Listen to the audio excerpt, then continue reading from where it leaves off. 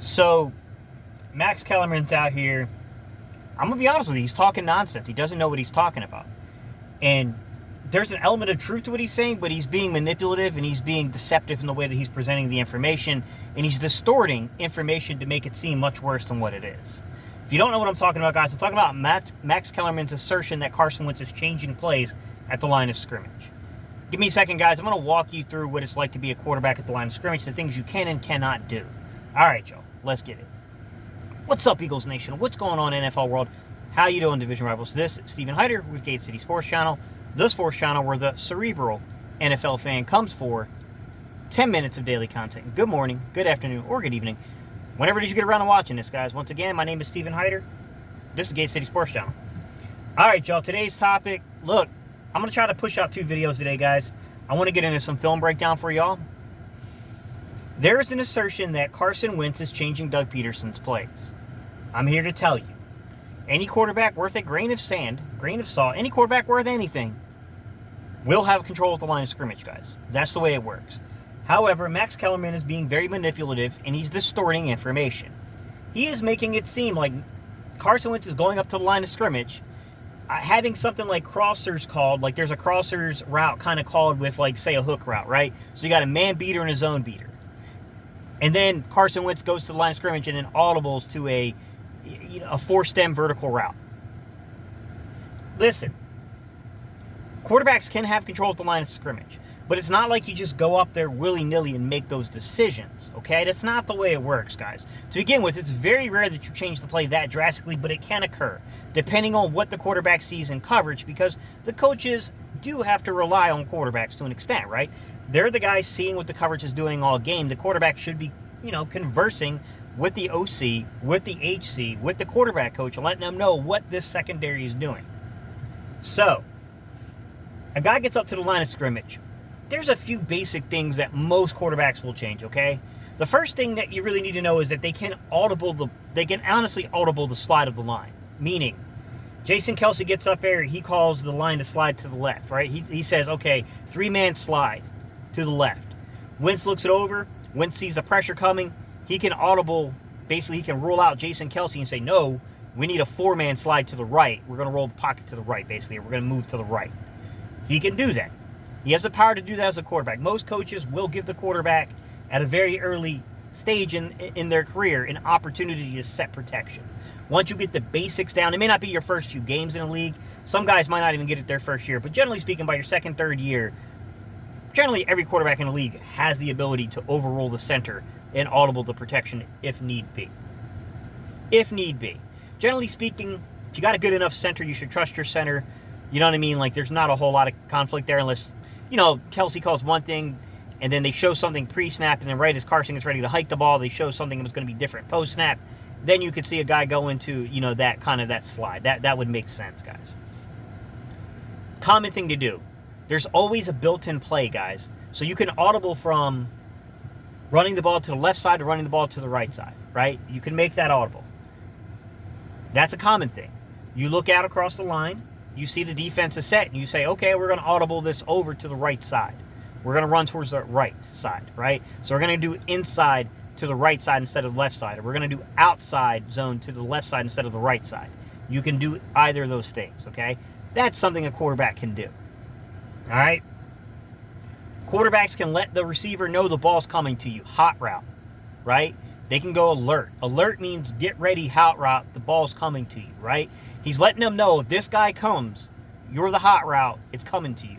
That's when you see a quarterback going alert. It doesn't mean he's going to go to the hot route, but he's saying, hey, if this dude comes, you're the hot route, you're getting the ball, okay?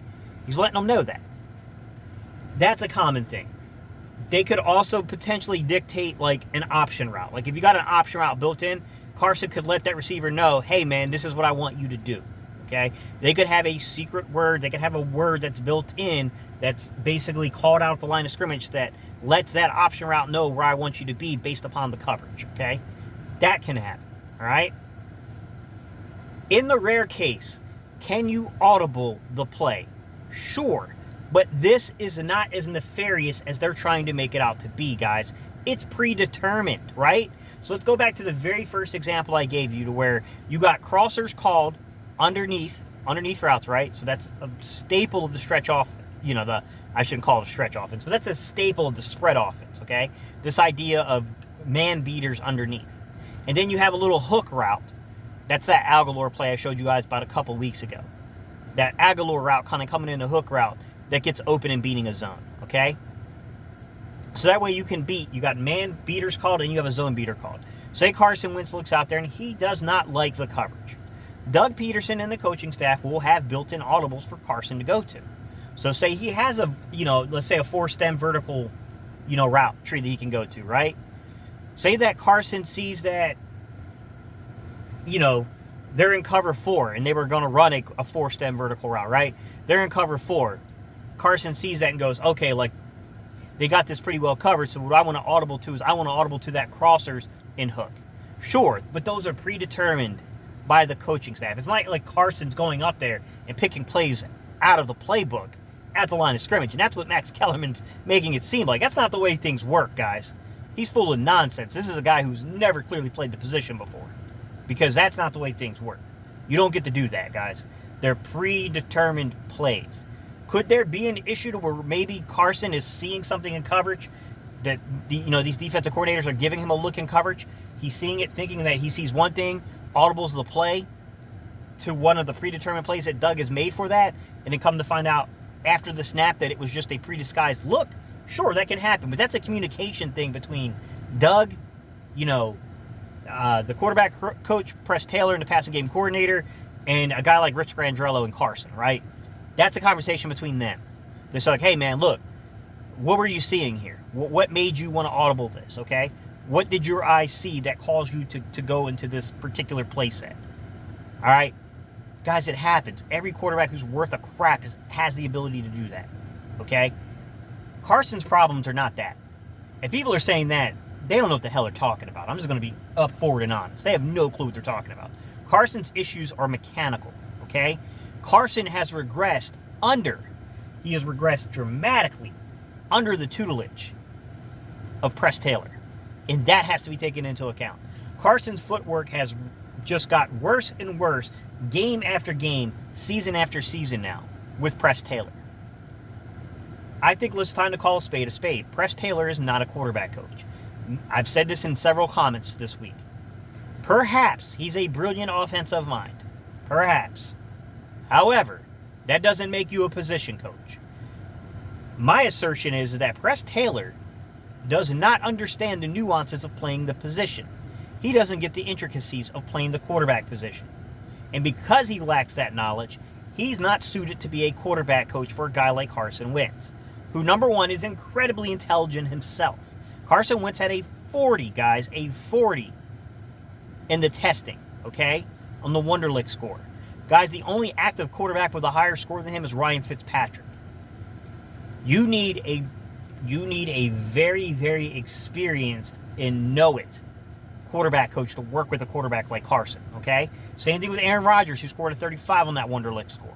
Well, I think he would be the third highest scorer on active. Because there's guys that were backups and they're out of the league now that scored higher, guys, but 40 is way above the average intelligent range, guys. The average intelligent range is in the mid-20s. So, you know what I mean? Like, come on, man. These people don't know what they're talking about. It's mechanical, guys. It's footwork, okay? His footwork is not right. That's what's going on with Carson. That falls back on Press Taylor to an extent. Press Taylor, I'm sorry, man. I would demote him, guys. I would demote him. Let him retain, if you think he's a brilliant offensive mind, let him retain the passing game coordinator title. Who cares? I would demote him to assistant quarterback coach, and I would put Carson Wentz directly under the tutelage of Rich Grandrello. Rich Grandrello is a veteran and experienced quarterback coach who's been an offensive coordinator before. This guy knows what he's doing, and he doesn't take crap from players. You don't believe me? Ask Joe Flacco. Joe Flacco is not a big fan of Rich Grandrello because Rich called him out on some things. So, that's how I would solve this, guys. I would change up things at the quarterback position. Not necessarily who's behind center. Jalen Hurts isn't ready yet, guys. He's not. However, you can make one change that should fix some of the problems we're having, which is to elevate Rich Grandrello in the importance here. You got to, guys. This isn't working with Press Taylor. He ain't getting through to Carson. And clearly he ain't doing anything in practice to help Carson with the footwork. Carson's footwork has gotten worse, guys. That has to be related to your quarterback coach. Other guys had Carson on pace. He was doing well. The minute they put Press Taylor in that position, now we see the regression. Come on, guys. Come on. You got to call it sometimes like you see it. Nothing personal against Press Taylor. He probably is a brilliant offensive mind. I'm not saying he's not. That doesn't make you a position coach, like I said, guys. All right, y'all. These are my thoughts. You know how in these videos I do a little E-A-G-L-E-S. I'm going to try to dive into some film later on, guys, and get another video up, all right? So, peace. I'm out of here. Bye.